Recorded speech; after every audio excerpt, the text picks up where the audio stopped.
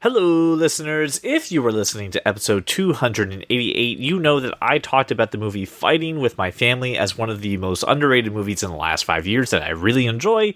And because I've been just a little slow in the uptake on getting these podcast episodes out, instead of on Mondays, it's been on Tuesdays, I figured, hey, I owe you something for this delay, right? Impacting you. So it is time for us to, again, go in and re-release one of our Patreon exclusive episodes. So here is a Spoilercast from 2019 with Josh, Brian, and I talking about Fighting with My Family. Thank you so much for supporting this show. This is a fantastic episode. I highly recommend you give it a listen.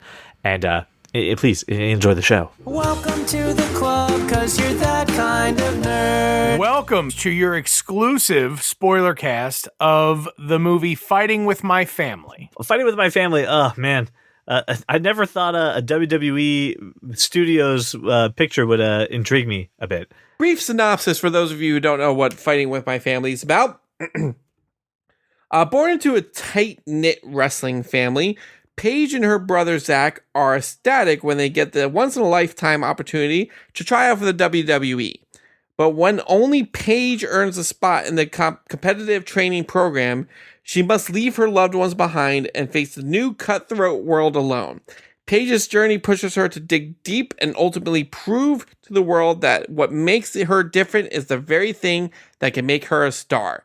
It is also based on an actual true story of the wrestler Paige. Yes. Yeah.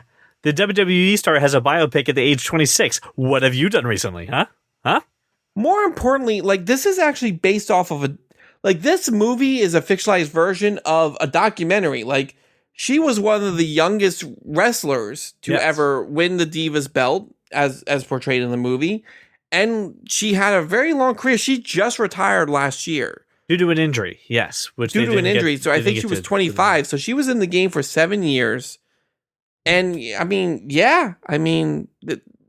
anyway. So let's get this out of the way. Let's get some first impressions. I want to start with Josh.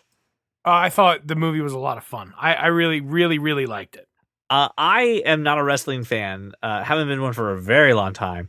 I thoroughly enjoyed this movie.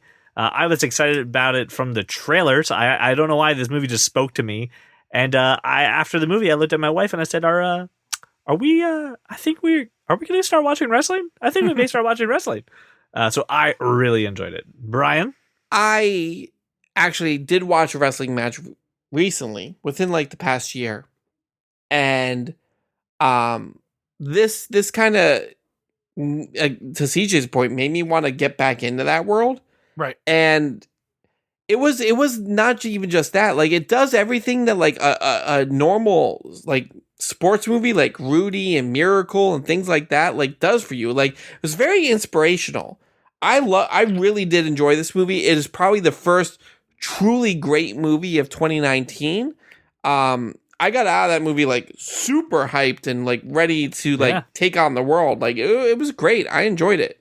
I think the thing that also made this movie work so well was this was written and directed by Stephen Merchant of the UK Office fame. He's in the movie, right? Yes, he is in the movie. He plays the girlfriend's the girlfriend's dad. father. Yeah.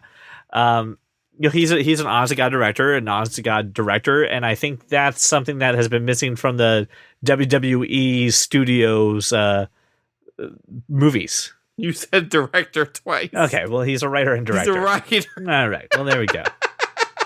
There were many things that worked in this movie. I loved the scenes with Dwayne "The Rock" Johnson, where they're at the audition. It doesn't matter what your name is, you candy ass pussy. Jabroni. Jesus Christ. So much. Be on brand. The Rock would never call somebody a pussy. Maybe in Fast and the Furious when he's Hobbs. Maybe. I love, by the way, the fact that we feel the need to put a paragraph that Dwayne "The Rock" Johnson had a prominent career after the no fucking shit. Seriously. That was my only gripe with the movie, was at the end where they're doing the hey, now we give you text to tell you how everyone's been doing. I'm I didn't need to know that The Rock has a successful film career. I've seen that. I'm well aware.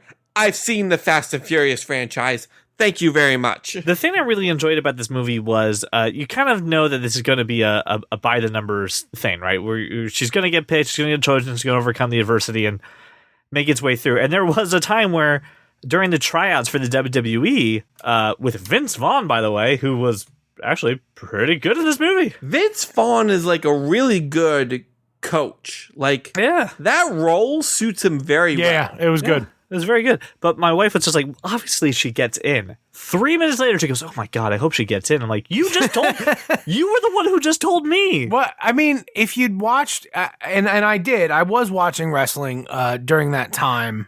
She was champion for a long time. She was incredibly popular. Mm-hmm. So like you know where it's going. She was the most popular like diva of the time until she is like part of the reason until Charlotte Flair joined, and then but like even at the end of the movie she like ushered in this whole like women of wrestling type of thing. Yeah, like good for her. Like it was a very inspirational story. I'm not gonna lie. I really do like the family, right? The drama of the family, because that's honestly what would happen.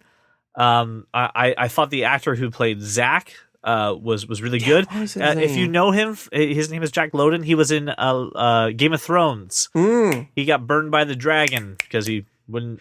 You know what I really liked? Like, here's the thing about this movie. Like, this movie, it would have been very easy to be like, oh, here's a love interest who's going to like spur her into, you know, being inspirational and fulfilling her destiny. Like, this didn't do that. This was really about the family and... Well, she did it on her own. Wow. It was about the family. She did it on her own. It was about her relationship with her brother.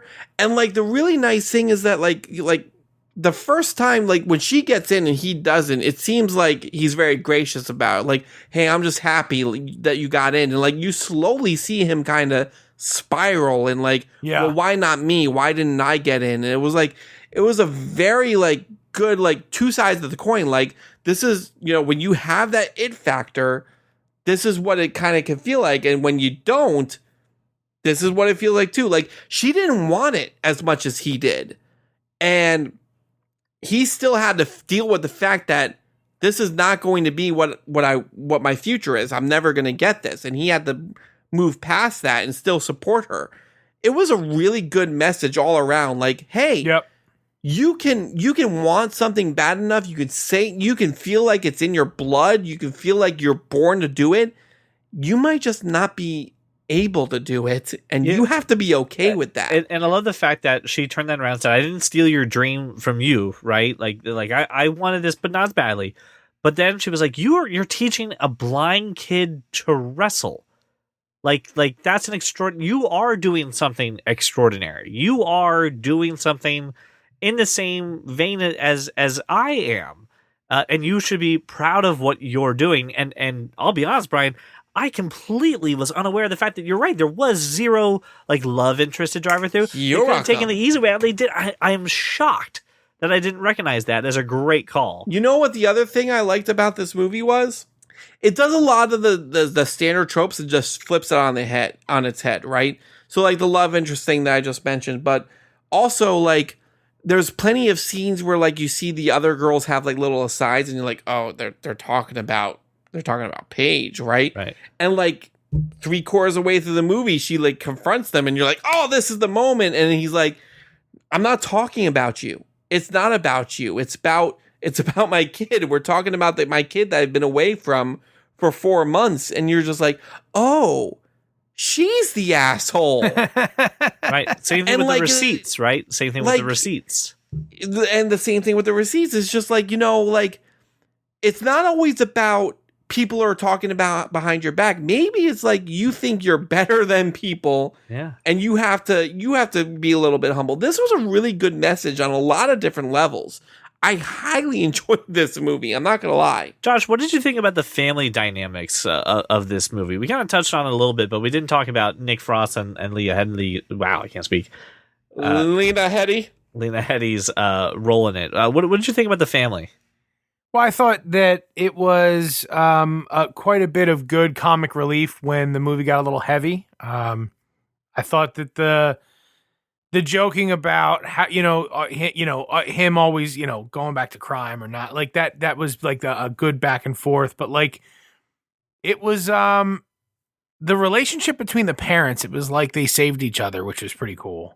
Yeah, and they started this business together, and they don't really give a shit what anybody thinks about them.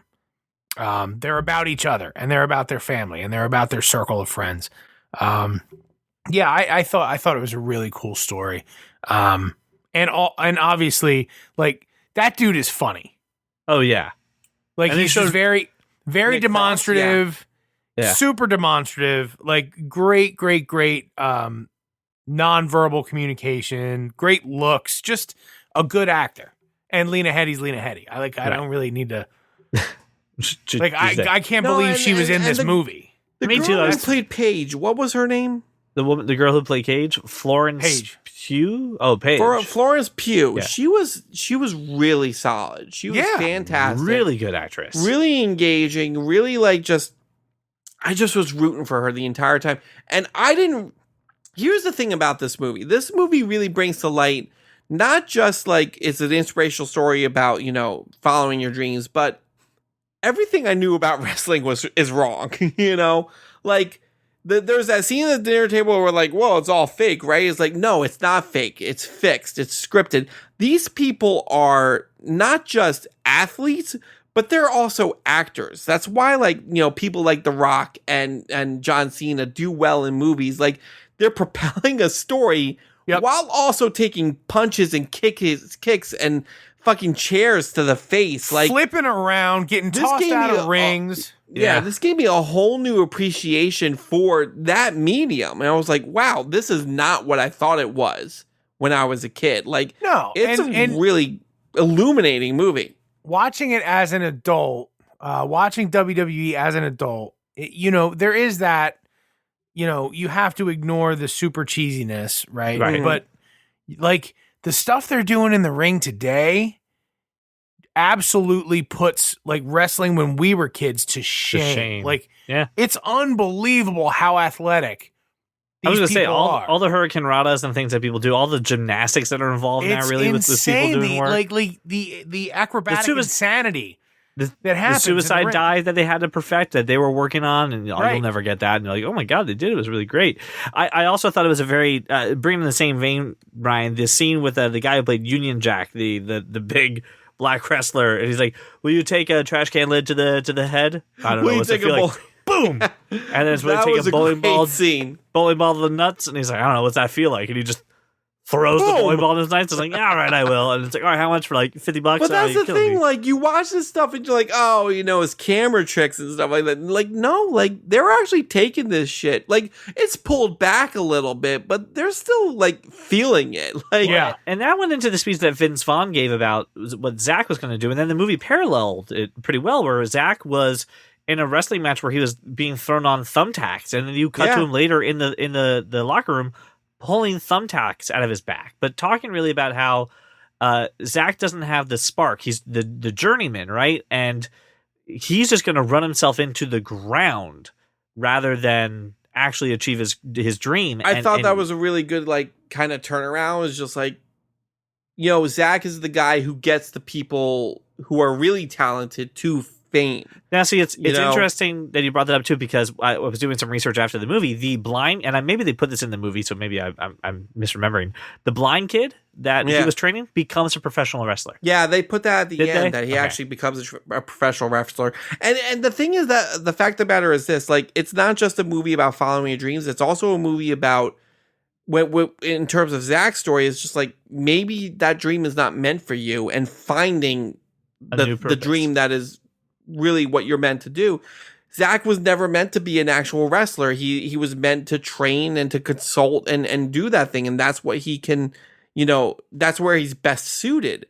They said at the end of the movie that, not only is the blind kid that he trained an actual, legit wrestler, but he consults with the WWE constantly, apparently. Like, he does a lot of so he's in that world, even though he's not in front of the crowd, so the thing is, everybody's got their niche. Trainers are incredibly important. Trainers, like, training and conditioning is more important than the actual execution. Yeah, well, and I'm really, really actually curious about like Vince Vaughn's character. They make several references that he like threw himself off of like a giant like cage match to Right, make The onto a Rock slab of look concrete. good. Yeah. And like I'm curious if that was something that like is loosely based on fact. Like, is that something that actually happened? Because you have plenty of people in these like arenas that are never going to be like huge stars, but they do things to make the other guy look good. Well, it's just like I don't know if you've read or know much about like Mick Foley, right? In his career and the risk that I do, guy yeah. has taken. I mean, the guy's teeth, Barbed bones, wire barbed match. wire bats. I mean, he's done everything to make a lot of people look really good. Now, to be fair, Mick Foley gets his own credit, and the man is a superstar. Dude, but Mick Foley is a superstar under 4 different wrestling names. yes, he is. I'm serious. Mick Foley, Cactus Jack, Mankind, and Dude Love. All Yep. 4 are huge superstars, and it's all the same guy. I mean, I'm gonna tell you, I never was like huge into wrestling growing up. I've watched maybe a couple, like a handful here and there. Like I said, I watched one like an NXT match not too long ago. This made me be like, I should get into this. I've Like, this went to seems like a lot several of fun. live wrestling events. I saw one back in the 90s with Stone Cold Steve Austin, X-Pac, and that was really cool. Oh, And then I dude, went- WWE Live at the PPL Center is great. Yeah, and then I saw another one a few years ago, won tickets, and it was, John Cena was there and a couple other, people, but I didn't know anybody.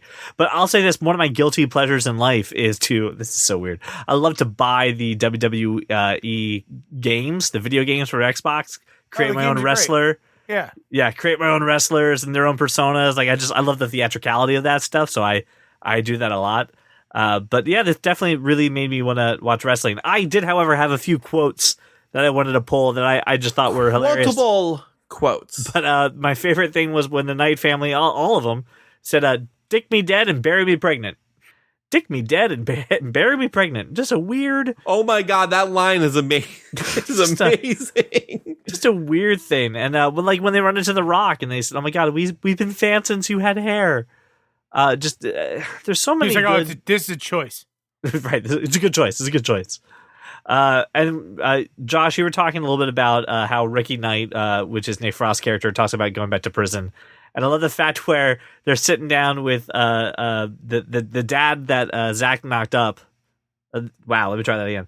They're sitting down with the dad of Yeah, the Zach knocked up a dad. Real that's good. what they're sitting down with the Zach's girlfriend's parents, and they said, "Oh, you just got out of prison? Yeah, I got out of prison. Prison? Oh, what for? Mainly violence.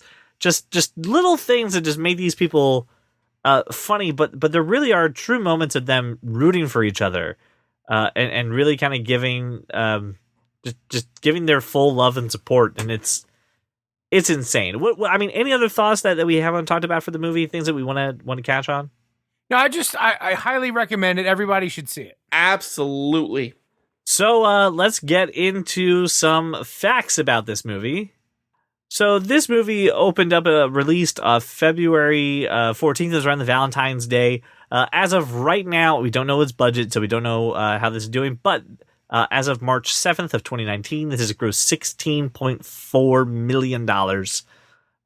So it looks like it's on pace to be a success. It has fantastic reviews online. I'm really even having a hard time finding a bad review for this. I highly recommend this movie. Couple critics said a couple things, but like for the most part, it's got a 92% critic score on Rotten Tomatoes and 87% audience score. Yeah. So like not a whole lot. And the critics the film struggles to dramatize Page's triumph as anything but preordained. Okay. Right? But maybe that was the whole point. Yeah. Maybe the same thing with a lot of other movies. Maybe it was about snatching her fate that was always out there. I mean, could be, right? Yeah. Despite a great real life background story, and despite comedy master Stephen Merchant being at the helm as writer director, this movie never really comes off. All right, British guy. Like I don't see it, but okay. Like the rest of it, they're all raving about it. Yeah. I mean, I can't find anyone who's seen this movie who has something negative to say. It's a good movie. Yeah, solid. I'm actually just trying looking for negative reviews. They're all 7 or higher. Part of this show, part of the Spoilercast is we usually find someone who has a second opinion to us, and I can't find them. So I just highly recommend you go see the movie yourself. Thank you so much again for your wonderful support, and we will see you on the next episode. Well, welcome to the club, 'cause you are that kind of nerd.